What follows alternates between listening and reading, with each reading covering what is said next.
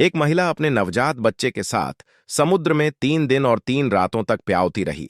उनका एकमात्र आश्रय एक डूबता हुआ कंटेनर था। उसने बच्चे की गंदी नैपी को समुद्र में फेंक दिया, जिससे कुछ मछलियां उसकी ओर आकर्षित हो गईं। यह देखकर उसने तुरंत एक साधारण मछली पकड़ने का उपकरण बनाया, लेकिन मछली पकड़ना उतना आसान नहीं था जितना उसने सोचा था।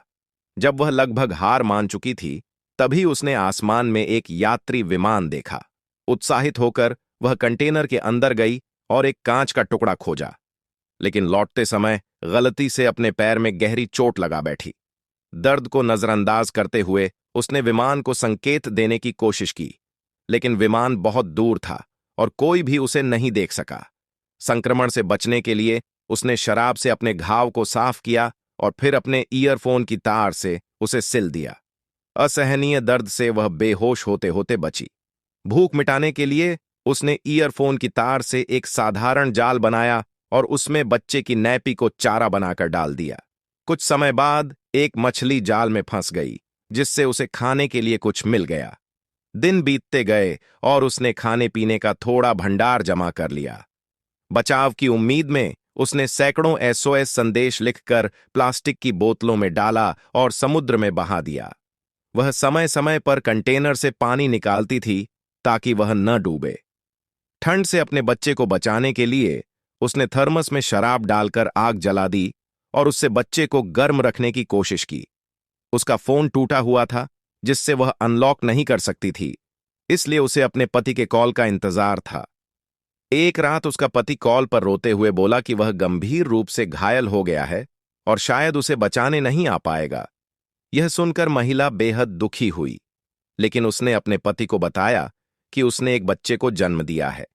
उसने पति से अपने बेटे के लिए कुछ प्यार भरे शब्द कहने को कहा और उसे नोनो नाम दिया। फिर फोन की बैटरी खत्म हो गई और उनका संपर्क हमेशा के लिए टूट गया। कुछ दिनों बाद कंटेनर में पानी भरने लगा, जिससे वह समझ गई कि अब वह ज्यादा देर तक नहीं टिक पाएगी। उसने लकड़ी के टुकड़ों और प्लास्टिक के डिब्बों से एक अस्थायी बेड़ा बना लिया, ताकि कंटेनर डूबने पर वे कुछ और समय तक तैर सकें। कुछ समय बाद उसने समुद्र में एक सीगल को उड़ते देखा और राहत महसूस की, क्योंकि इसका मतलब था कि जमीन पास है।